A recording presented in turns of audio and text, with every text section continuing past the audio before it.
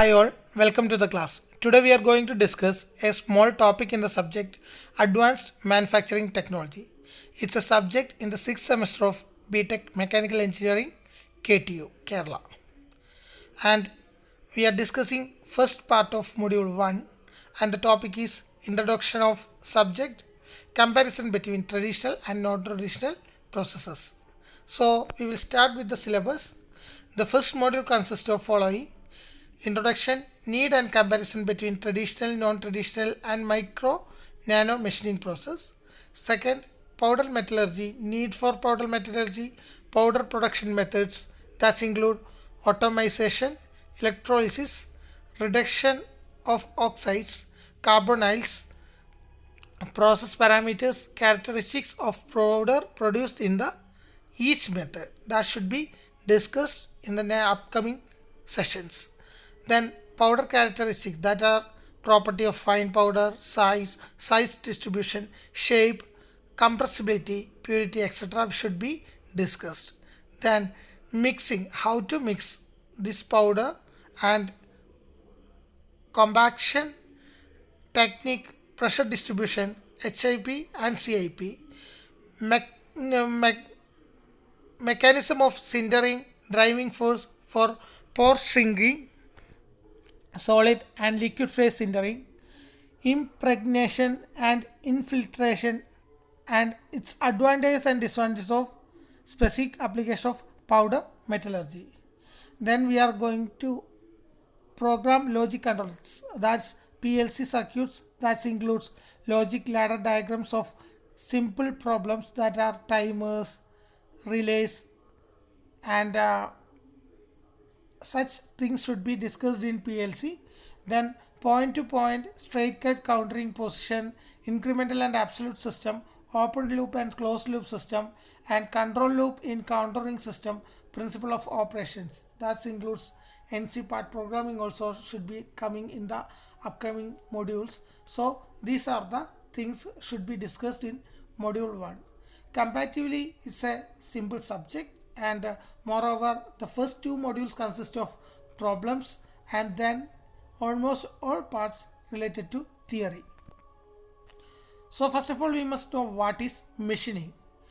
When we are discussing what is traditional and non-traditional machining, first of all we must know what is machining, and it is the material removal process that can be categorized as cutting involves single point or multi-point cutting tool, each with clearly defined geometry.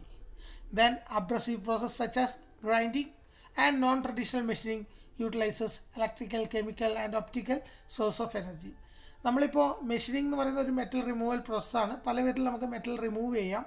ഏറ്റവും important ആയിട്ട് നമുക്ക് മെറ്റൽസിനെ cut ചെയ്തെടുക്കാം, അല്ലെങ്കിൽ പിന്നെ grind ചെയ്ത് abrasive materials ഉപയോഗിച്ചിട്ട് നമുക്ക് cut ചെയ്തെടുക്കാം. അതുമല്ലെങ്കിൽ നോൺ ട്രഡീഷണൽ മെക്കാനിക്കൽ സിസ്റ്റമായ ഇലക്ട്രിക്കൽ സിസ്റ്റം ഉപയോഗിച്ച് ECM, അതുപോലെ തന്നെ EM, അങ്ങനെ കുറേ ടെക്നോളജീസ് ഉണ്ട്. കെമിക്കൽ മെറ്റീരിയൽ റിമൂവൽ സിസ്റ്റംസ് ഉണ്ട്, അതുപോലെ ലേസർ കട്ടിംഗ് ഉണ്ട്. അങ്ങനെയുള്ള മെറ്റീരിയൽസ് എല്ലാം ഉപയോഗിച്ച് നമുക്ക് മെഷീനിങ് ചെയ്യാൻ പറ്റും.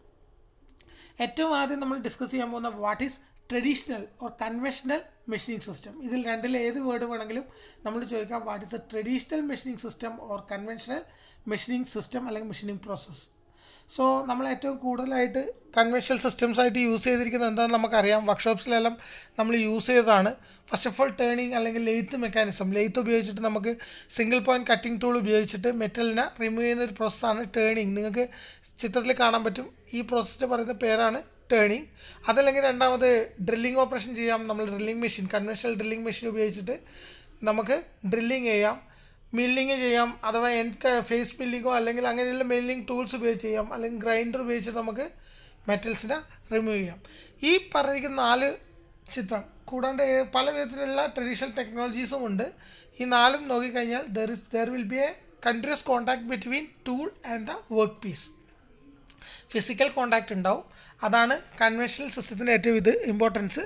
അതുകൊണ്ട് തന്നെ വിയറിംഗ് ഉണ്ടാവും, ടൂൾ വിയറിംഗ് ഉണ്ടാവും. Replacement of tool is very important in these cases. അതൊക്കെ നമ്മൾ ശ്രദ്ധിക്കണം.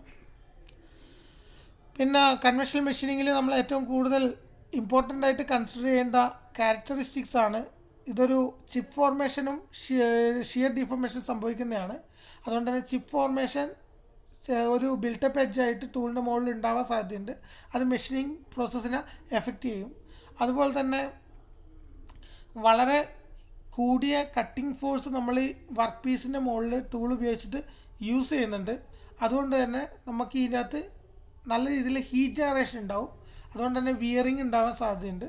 അതുപോലെ തന്നെ ഏറ്റവും ഇമ്പോർട്ടൻ്റ് ആയിട്ടുള്ള കാര്യം, വർക്ക് പീസിനേക്കാൾ ഹാർഡായിട്ടുള്ള ഒരു കട്ടിംഗ് ടൂൾ ഉണ്ടെങ്കിൽ മാത്രമേ നമുക്ക് ഈ ഓപ്പറേഷൻ ചെയ്യാൻ പറ്റുള്ളൂ. അല്ലെങ്കിൽ വർക്ക് പീസിൽ ടൂളർ അമർത്തുമ്പോൾ ടൂളാണ് തേഞ്ഞു പോവുക, വർക്ക് പീസിലൊന്നും സംഭവിക്കില്ല. That's an important parameter. പിന്നെ വാട്ട് ആർ ദ ഡിസഡ്വാൻറ്റേജസ് അല്ലെങ്കിൽ ഡിഫിക്കൽട്ടീസ് വിത്ത് കൺവെൻഷണൽ മെഷീൻ സിസ്റ്റം എന്നുള്ളത് നമ്മൾ ചിന്തിക്കണം. എന്നാൽ മാത്രമേ നമ്മൾ നോൺ കൺവെൻഷണൽ അല്ലെങ്കിൽ നോൺ ട്രഡീഷണൽ സിസ്റ്റത്തിലേക്ക് പോവുള്ളൂ. It's require A large amount of energy, unwanted distortion, residual stresses, bursts, delicate or complex geometry may be difficult or impossible, and there are situations where conventional machining process are not satisfactory. അങ്ങനെയുള്ള കുറച്ച് conditions ഉണ്ട്. അവിടെ നമ്മൾ conventional system ഉപയോഗിച്ച് കഴിഞ്ഞാൽ economically നമുക്ക് നഷ്ടമായിരിക്കും. ചില കേസിൽ നമുക്ക് ഒരിക്കലും ആ വസ്തുക്കൾ കൺവെൻഷണൽ സിസ്റ്റത്തിൽ ഉണ്ടാക്കിയെടുക്കാനേ പറ്റില്ല. That are material with hard and strong or too brittle, workpiece is too flexible, delicate or difficult to fixture, complex shape, surface finish and dimensional accuracy requirement, temperature rise and residual stresses are not desirable. ഈ കണ്ടീഷൻസിൽ നമുക്ക് conventional systems use ചെയ്യൽ വളരെ ബുദ്ധിമുട്ടായിട്ടുള്ള കാര്യമാണ്. അത് achieve ചെയ്യാൻ almost impossible ആണ്. അങ്ങനെയുള്ള സ്ഥലത്താണ് നമ്മൾ നോൺ കൺവെൻഷണൽ സിസ്റ്റത്തിലേക്ക് പോവുക.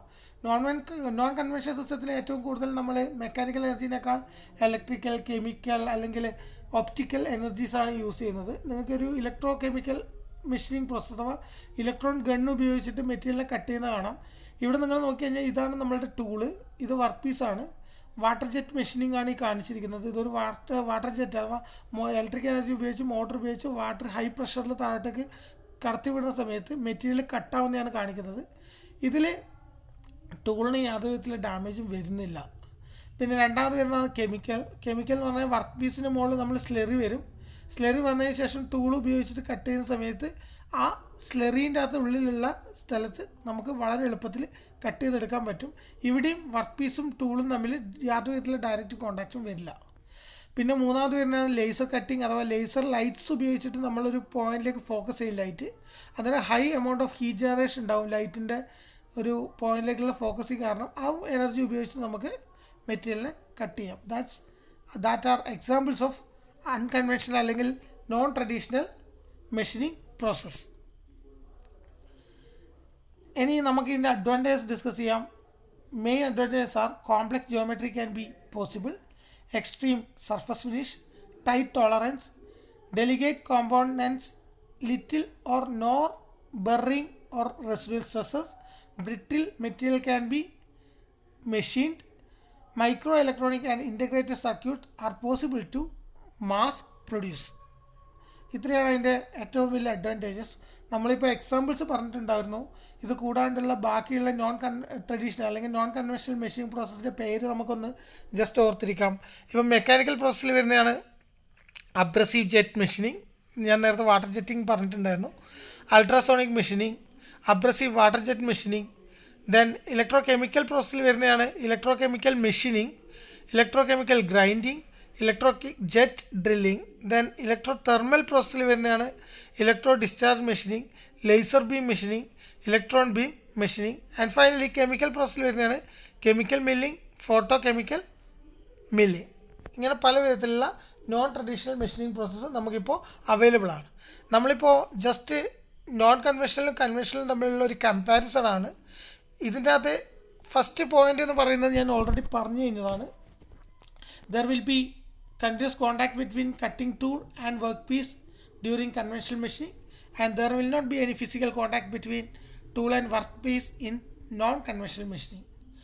Then second point is material removal rate is limited, but in this case it can be cut any amount of material, and even materials like titanium, ceramics, pneumatics, SST, complex semiconducting materials can be machined or cut using non-conventional machining. പിന്നെ വേറൊരു important ആയിട്ടുള്ള കാര്യമാണ് relative motion between tool and work piece is typically rotary or reciprocating. അത് നമുക്കൊരു ലിമിറ്റേഷനാണ്. Rotary അല്ലെങ്കിൽ reciprocating motion മാത്രമേ നമുക്ക് ഇതിനകത്ത് ചെയ്യാൻ കഴിയുള്ളൂ. അതുകൊണ്ട് തന്നെ ഇതിൻ്റെ ഫൈനൽ ഷേപ്പ് ഫ്ലാറ്റ് അല്ലെങ്കിൽ സർക്കുലർ ഷേപ്പായിരിക്കും. അതേസമയം നമ്മൾ നോൺ ട്രഡീഷണൽ ആണെങ്കിൽ നമുക്ക് 3D ഷേപ്സ് ഏത് വിധത്തിലും നമുക്ക് ഉണ്ടാക്കിയെടുക്കാൻ പറ്റുന്ന വിധത്തിൽ നമുക്ക് മെഷീൻ ചെയ്യാം. ഏത് കോംപ്ലക്സ് ഷേപ്പും നമുക്ക് നോൺ കൺവെൻഷണൽ മെഷീനിങ്ങിൽ പോസിബിളാണ്. പിന്നെ വേറൊരു പോയിൻ്റാണ് machining of small cavities, slit and blind holes or through holes are difficult. വളരെ മൈന്യൂട്ടായിട്ടുള്ള ഒരു 0.001 mm ഒരു ഹോൾ ഉണ്ടാക്കണം എന്ന് പറഞ്ഞാൽ കൺവെൻഷണൽ മെത്തേഡിൽ പ്രാക്ടിക്കലി ഇമ്പോസിബിളാണ്. അതേസമയം നോൺ കൺവെൻഷണൽ ഇതിൽ നമുക്ക് എത്ര മൈക്രോ സൈസിൽ വേണമെങ്കിലും ക്യാവിറ്റീസോ സ്ലിറ്റ്സോ അല്ലെങ്കിൽ ഏത് നോൺ സർക്കുലർ ആണെന്നില്ല ഏത് ഷേപ്പിൽ വേണമെങ്കിലും നമുക്ക് ഹോൾസ് പ്രൊഡ്യൂസ് ചെയ്യാൻ പറ്റും. And use relative simple and inexpensive machinery and readily available cutting tools. ഇത് ഇതിൻ്റെ വലിയൊരു അഡ്വാൻറ്റേജാണ്. ലെയ്ത്ത് അല്ലെങ്കിൽ മില്ലിംഗ് മെഷീൻ ഇതൊക്കെ നമുക്ക് പണ്ട് കാലം മുതൽ ഇവിടെ ഉള്ളതാണ്. കമ്പാരിറ്റീവ്ലി നോൺ ട്രഡീഷണൽ എക്യുപ്മെൻസുമായിട്ട് കമ്പയർ ചെയ്യുമ്പം ഇതെല്ലാം തന്നെ ഒരു കോസ്റ്റ് കമ്പാരിറ്റീവ്ലി കുറവായിരിക്കും. മെഷീൻ്റെ കോസ്റ്റ് എടുത്തു കഴിഞ്ഞാൽ ലെയ്ത്തും ഇതൊരു വലിയ വാട്ടർ ജെറ്റ് മെഷീനും എടുക്കുകയാണെങ്കിൽ ചിലപ്പോൾ കമ്പാരിറ്റീവ്ലി ലെയ്ത്തിന് ചെറിയൊരു റിഡക്ഷൻ ഉണ്ടാവും. പിന്നെ ഏറ്റവും വലിയ കാര്യം എന്ന് പറഞ്ഞാൽ ഇത് സിമ്പിളുമാണ്. അതുപോലെ തന്നെ കട്ടിങ് ടൂൾസ് എല്ലാം കമേഴ്ഷ്യലി അവൈലബിളുമാണ്. ഇൻ ദിസ് കേസ് നമുക്ക് സ്കിൽഡ് ആയിട്ടുള്ള ലേബർ വേണം. പിന്നെ എന്തെങ്കിലും ഒരു ഡാമേജ് പറ്റിക്കഴിഞ്ഞാൽ അത് ഓപ്പറേറ്റ് ചെയ്യാനും എക്സ്പെൻസീവ് ടൂൾസും എക്യുപ്മെൻസും എല്ലാം ആവശ്യമാണ്. പിന്നെ capital cost and maintenance cost is comparatively low compared to non conventional machine. കാരണം കൺവെൻഷനിൽ നമ്മൾ യൂസ് ചെയ്ത് ഏകദേശം അതിൻ്റെ കോസ്റ്റ് ഒരു ഒപ്റ്റിമം ലെവലിലാണ്. അതേസമയം നോൺ കൺവെൻഷണൽ യൂസിങ് തുടങ്ങുന്നേ ഉള്ളൂ. അതുകൊണ്ട് അതിൻ്റെ കോസ്റ്റ് കുറച്ച് കൂടുതലാണ്. അതുപോലെ തന്നെ ഇതിൻ്റെ ട്രഡീഷണൽ പ്രോസസ്സെല്ലാം നമുക്ക് വളരെ ചെറിയ ക്ലാസ് ഇപ്പം നമ്മളുടെ ഡിഗ്രി ലെവലിൽ ബിടെക്കിലൊക്കെ ഓൾമോസ്റ്റ് എല്ലാ പ്രോസസ്സും പഠിക്കുന്നതുകൊണ്ട് ഇതിനെക്കുറിച്ച് മനസ്സിലാക്കാൻ അത്ര വലിയ ബുദ്ധിമുട്ടുണ്ടാവില്ല. അതേസമയം NTM പ്രോസസ്സ് ഇപ്പോഴും റിസർച്ച് നടന്നുകൊണ്ടിരിക്കുന്നതാണ്. പല ട്രെയിനിങ്സും കിട്ടിയാൽ മാത്രമേ നമുക്ക് എഫക്റ്റീവ്ലി നോൺ കൺവെൻഷണൽ മെഷീനിങ് പ്രോസസ്സിലേക്ക് പോകാൻ പറ്റുള്ളൂ. മെക്കാനിക്കൽ എനർജി ഉപയോഗിച്ചിട്ടാണ് കൺവെൻഷണൽ മെഷീൻസിങ് ഓൾമോസ്റ്റ് നടക്കുന്നത്. അതേസമയം നമുക്ക് ഇപ്പുറത്താണെങ്കിൽ ഇലക്ട്രിക്കൽ, കെമിക്കൽ, ഓപ്റ്റിക്കൽ ഏത് എനർജി വേണമെങ്കിലും യൂസ് ചെയ്യാം. അതുകൊണ്ട് തന്നെ നമുക്ക് എനർജി യൂട്ടിലൈസേഷൻ ഒരു വെറൈറ്റിയാണ്. വളരെ വൈഡ് റേഞ്ചിലേക്ക് നമുക്ക് പോകാൻ പറ്റും. അതേസമയം സർഫസ് ഫിനിഷിൻ്റെ കാര്യം കമ്പയർ ചെയ്യുകയാണെങ്കിൽ കൺവെൻഷണൽ സിസ്റ്റത്തിൽ അച്ചീവ് ചെയ്യുന്ന സർഫസ് ഫിനിഷിൻ്റെ ഒരു 10 മടങ്ങ് സർഫസ് ഫിനിഷ് നമുക്ക് നോൺ കൺവെൻഷണൽ സിസ്റ്റത്തിൽ അച്ചീവ് ചെയ്യാൻ പറ്റും. വളരെ നല്ല സോഫ്റ്റ് സർഫസ് വരെ നമുക്ക് ഉണ്ടാക്കിയെടുക്കാൻ പറ്റും. അതുപോലെ മെറ്റീരിയൽ റിമൂവൽ റേറ്റ് കൺവെൻഷണൽ സിസ്റ്റത്തിൽ compared to non conventional system വളരെ കൂടുതലാണ്. കാരണം ലെയ്ത്തിലൊക്കെ നമുക്ക് ടൂൾസ് നല്ല ഡെപ്തിൽ കൊടുത്ത് ഒറ്റ കട്ടിങ്ങിൽ എടുക്കാം. അത്രയും കട്ട് ചെയ്യാൻ മെറ്റീരിയൽ റിമൂവൽ റേറ്റ് ഇതിൻ്റെ അകത്ത് കുറവാണ്. പിന്നെ കമ്പയർ ചെയ്യേണ്ട ഏറ്റവും ഇമ്പോർട്ടൻ്റ് ആയിട്ടുള്ളൊരു പാരാമീറ്ററാണ് നമ്മുടെ കൺവെൻഷണൽ സിസ്റ്റത്തിൽ വർക്ക് പീസിനേക്കാൾ ഹാർഡർ ആയിട്ടുള്ള കട്ടിംഗ് ടൂളാണ് ഉപയോഗിക്കേണ്ടത്. അതേസമയം ഇവിടെ ഒരു ഫിസിക്കൽ ടൂൾ ഇല്ലാത്തതുകൊണ്ട് തന്നെ അങ്ങനെ ഒരു റെസ്ട്രിക്ഷൻ നോൺ കൺവെൻഷണൽ സിസ്റ്റത്തിൽ ഇല്ല. അതുപോലെ ടൂൾ ലൈഫ് കൺവെൻഷണൽ സിസ്റ്റത്തിൽ കുറവും അതേസമയം നോൺ കൺവെൻഷണൽ സിസ്റ്റത്തിൽ വളരെ കൂടുതലായിരിക്കും. അതുപോലെ സൗണ്ടിൻ്റെ കാര്യം എടുക്കുകയാണെങ്കിൽ കൺവെൻഷണൽ സിസ്റ്റത്തിൽ സൗണ്ട് വളരെ കൂടുതലായിരിക്കും.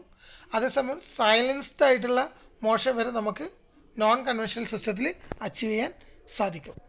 ഇന്ന് അത്രയാണ് പറയാനുള്ളത്. എന്തായാലും എല്ലാത്തിൻ്റെയും നോട്ട് നിങ്ങൾ പ്രിപ്പയർ ചെയ്യണം. ഈ ഒരു സ്പെസിഫിക് സബ്ജക്റ്റിന് വേണ്ടിയിട്ട് നോട്ട് ഉണ്ടാക്കുക. ആ നോട്ടിൽ അസൈൻമെൻറ്റ് തന്നിട്ടുണ്ടാവും. അസൈൻമെൻറ്റ്സ് നോട്ടിൽ കറക്റ്റായിട്ട് ഫോളോ ചെയ്ത് എഴുതിക്കൊണ്ട് വരിക.